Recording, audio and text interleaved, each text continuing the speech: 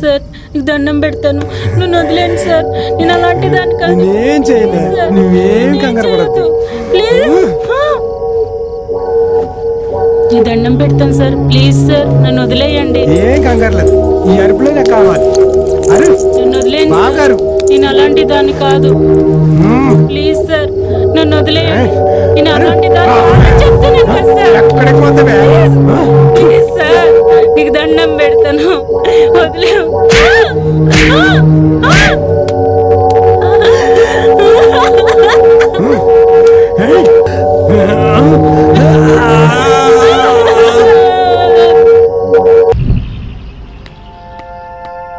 Hi uncle.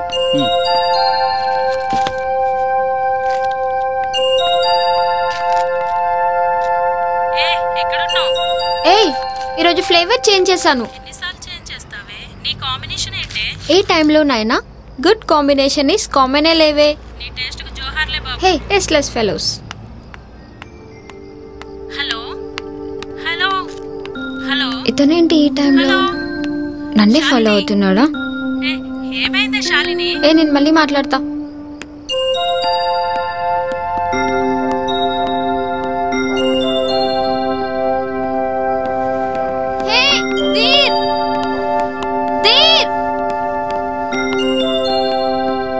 ఏంటి పిలుస్తున్నా వినకుండా వెళ్ళిపోతున్నాడు? పాపం బాగా ఫీల్ అన్నట్టున్నాడు. ఇంకా ఏడ్పిస్తే బాగోదులే. నువ్వు నాకేం చెప్పావో నేను నీకు అదే చెప్తాను. ఎస్ ధీర్, ధీర్, ధీర్, ధీర్, నీకు ఒక విషయం చెప్పాలి. నిన్ను చూసిన ఫస్ట్ టైమే నేను ఇష్టపడ్డాను, కానీ అమ్మాయిని కదా, అందుకే చెప్పలేకపోయాను. ఇప్పుడు చెప్తున్నా, I love you so much.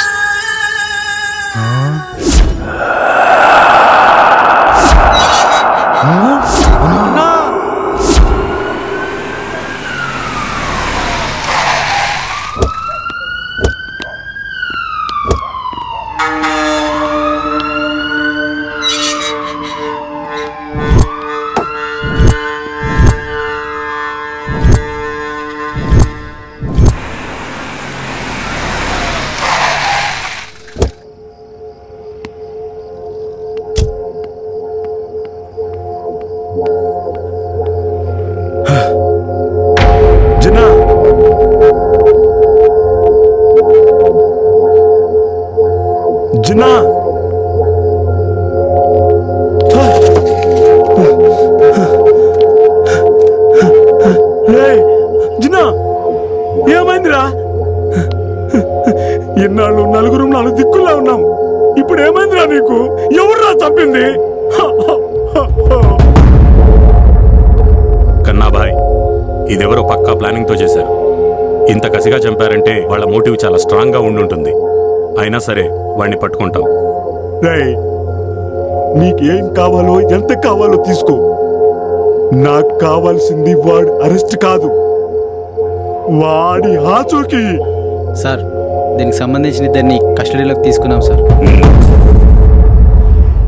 Sir నమస్తే సార్. మా పక్కింటి కుక్కను తెచ్చాడు సార్. కుక్కలంటే నాకు చాలా భయం సార్. అది ఎక్కడ తెచ్చేస్తుందో చాలా భయంగా ఉంది సార్. మీరే ఏదో ఒకటి చేయాలి సార్. సరే ప్లీజ్ సార్. నమస్తే sir.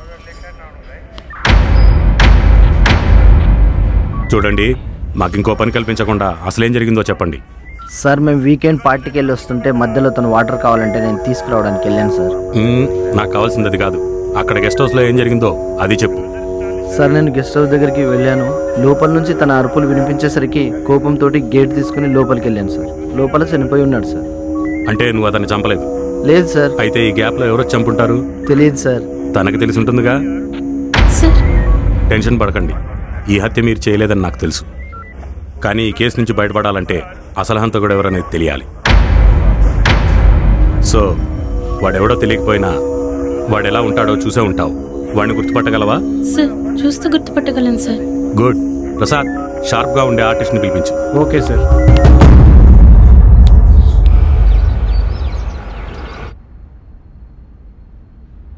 Hi my dear son, good morning. Get up, get up, get up. Come on get up. Good morning daddy. Take a coffee. Thank you. తొందరగా కాఫీ తాగి రెడీ అవ్వు. నీకు ఇష్టమైన టిఫిన్ రెడీ చేస్తాను. Okay.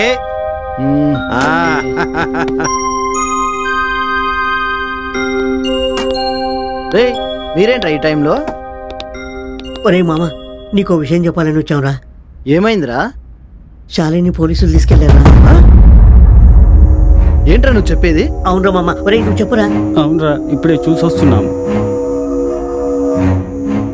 రే మీరు వెళ్ళి ఏమైందో కనుక్కోండి, నేను వస్తున్నా. నువ్వు తొందరగా రా మామ. వెళ్ళారా?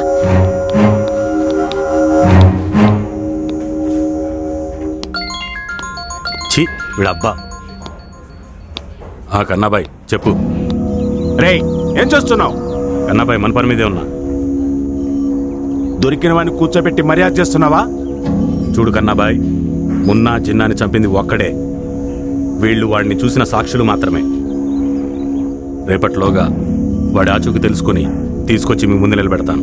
ఛీ నిన్ను నమ్మాను కదా, నాదే బుద్ధి తక్కువ. సార్ హ్మ్, సార్ ఆర్టిస్ట్ వచ్చారు సార్. రమ్మను. Okay sir.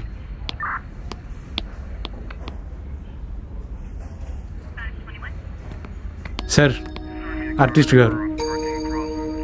నమస్తే సార్. పేరేంటి? Shalini sir.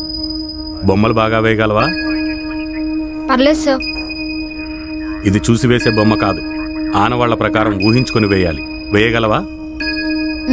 I will try sir. సరే, డ్రాయింగ్ రూమ్కి తీసుకెళ్ళు. Okay sir.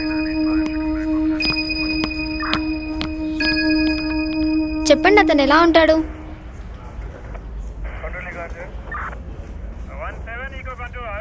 గుర్తు చేసుకుని క్లియర్గా చెప్పండి. అతని ఫేస్ ఎలా ఉంటుంది? Round face. కళ్ళు ఎలా ఉంటాయి? కళ్ళు పెద్దవిగా ఉంటాయి. ముక్కు ఎలా ఉంటుంది? ముక్కు కూడా చాలా పెద్దదిగా ఉంటుంది.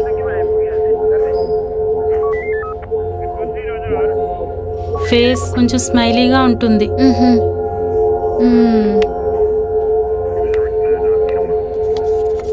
అర్థమైందా?